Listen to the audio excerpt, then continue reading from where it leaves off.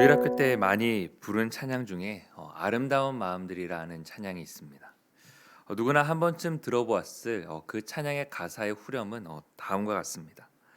하나님이 가르쳐준 한 가지, 내 이웃을 내 몸과 같이 미운 다툼 시기 질투 버리고 우리 서로 사랑해입니다. 우리가 너무나도 잘 알고 있는 말이지만은 그 말을 잘 반대로 잘 실천이 되지 않는 말이기도 합니다. 너무나도 단순한 사실이지만 우리가 이것을 평생을 붙들고 또 씨름해야 할 문제이기도 한 것이죠. 오늘 말씀만 보아도 그렇습니다. 우리 인간의 연약함과 또한 악함을 우리는 모두 말씀을 통해 보게 됩니다. 오늘 말씀의 이야기는 모세가 하나님의 명령대로 70명의 장로들을 그 소집함으로 시작이 되어집니다.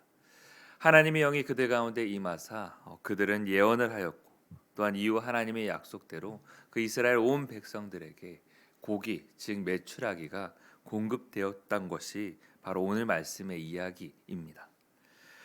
이처럼 하나님께서는 놀라운 일을 행하신 것이죠. 하지만 하나님의 그 일하심에 대하여서 우리 인간들의 반응은 하나님의 의도와 또한 하나님의 그 마음과는 다른 것을 우리는 보게 됩니다. 오늘 본문 24절 말씀을 보게 되면 70인의 장로가 모였을 때 여호와께서 구름 가운데 강림하사 그들을 통하여서 잠시만이지만 그들을 통하여서 예언하도록 그렇게 하셨습니다. 그들의 성령의 권능을 받아 예언하는 놀라운 신비를 그들이 체험하게 된 것이었죠. 그리고 이어 나오는 말씀을 보게 되면 70인의 장로에 속하지 않고 그저 그 진영 안에 머물러 있었던 엘닷과 또 메닷이라고 하는 노인에게도 동일하게 하나님의 영이 임하여서 그들이 그 진영 안에서 예언하는 것이 나옵니다. 그런데 이 일을 가지고 사람들이 문제를 삼는 것입니다. 28절 말씀을 보게 되면 택한 자 중 한 사람 곧 모세를 섬기는 눈의 아들 여호수아가 말하여 이르되 내 주 모세여 그들을 말리소서라고 말씀합니다. 이같이 말하는 까닭이 무엇일까요? 말씀에는 나와 있지 않지만은 그 마음 가운데에는 그 본심에는 불안감과 더불어서 그들은 예언할 자격이 없다라는 것입니다. 그들은 장로에 속하지 아니하였고 또한 자신과 같이 택한 자가 아니기에 예언하는 것이 옳지 않고 또 있어서도는 그것이 안 되는 일이라고 말하는 것이죠. 그래서 그 모세를 향하여서 그들을 말리소서라고 말하고 있는 것입니다. 주일학교 우리가 그 말씀을 보게 되면 이와 같이 시기 또 질투의 태도는 하나님이 원하시는 것도 또한 하나님이 일하시는 것도 아님을 우리는 보게 됩니다. 그래서 모세는 말씀을 통해서 분명히 이야기합니다. 여호와께서 그의 영을 그의 모든 백성에게 주사 다 선지자가 되게 하시기를 원하노라라고 말씀합니다. 이처럼 하나님의 영은 다른 사람을 차별하지도 않고 또한 직분을 차별하지도 않습니다. 우리는 때로는 교회에서 잘 훈련된 어떠한 사람보다 초신자나 또 때로는 주일학교 어린 학생들을 통하여서 하나님이 일하시는 것을 경험하기도 합니다. 그들을 통하여서 하나님이 일하심이 나타날 때도 있다라는 것이죠. 이처럼 하나님의 일하심에는 사람을 가리는 것이나 또한 방법을 가리지 않습니다. 하나님께서는 누구든지 그 사람이 마음이 하나님의 마음에 합할 때에 그 사람을 사용하여서 일하신다는 사실을 우리는 기억해야 합니다. 그래서 우리는 사람들을 대할 때 그 누구나 하나님께서 나에게 일하심을 간구하기도 해야 하지만은 또 다른 누군가를 통하여서 성령의 권능이 나타날 때에 우리는 그 사실을 인정하고 또한 축복하고 함께 동역해 가야 하는 것입니다. 종교개혁자 루터가 외친 만인 제사장, 즉 성도에게는 어떠한 계급도 없으며 누구나 하나님의 동등한 자녀라는 사실을 우리는 반드시 기억해야 한다라는 것입니다. 그래서 우리 모두가 하나님의 영을 받아 누림으로 그 누구나 십자가의 전달자가 되고 또한 복음의 전달자로서 살아가야 하는 것입니다. 이와 같은 말씀을 끝으로 모세와 이스라엘 장로들이 진중으로 돌아왔을 때 하나님께서는 약속하신 메추라기를 허락하여 주셨습니다.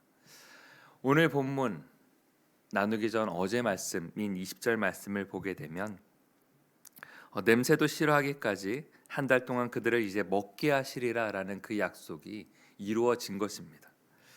그런데 문제는 하나님께서는 그 약속을 지키시고 또한 이루어 주셨음에도 불구하고 이스라엘 백성들은 하나님의 그 약속을 신뢰하기보다 자기들을 위하여서 그리고 자신들의 방법으로 스스로를 배불리기에 급급하였다라는 사실입니다.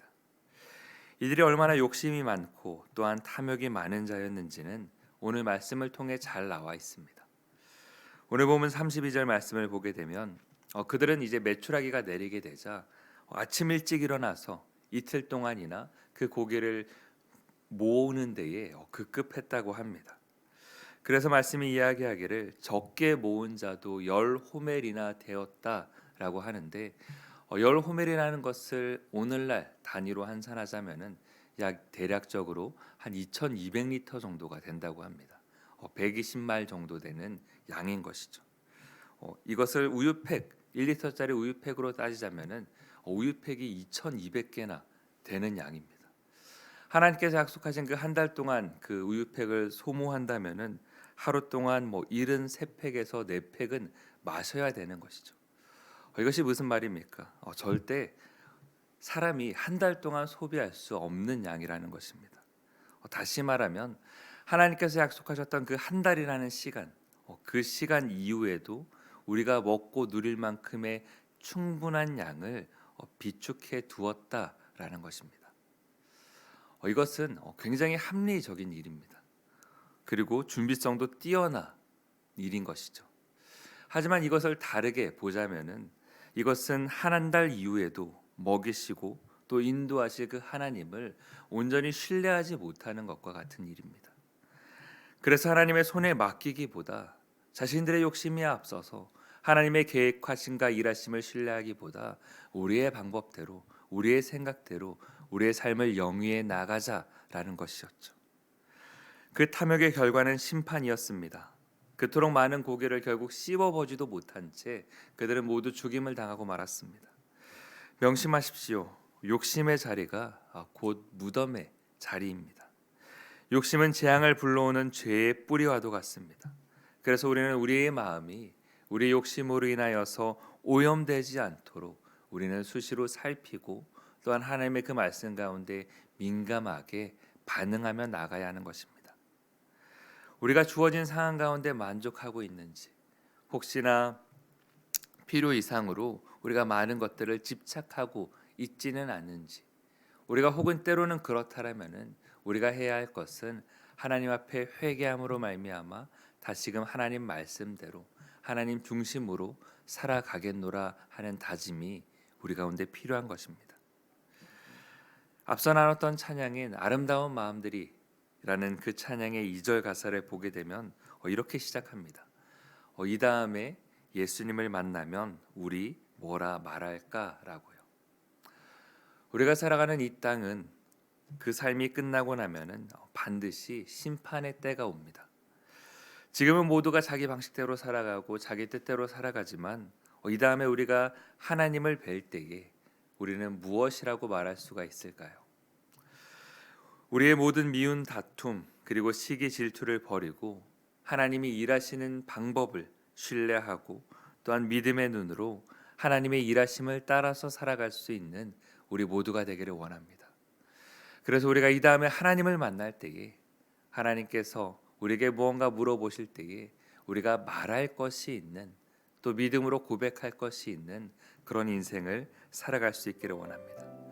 그래서 오늘 하루도 우리의 생각과 방법이 아닌 우리의 모든 욕심들, 우리의 이기심들을 내려놓고 성령님의 인도하심을 따라 살아가는 우리 모두가 되기를 주님의 이름으로 축원드립니다.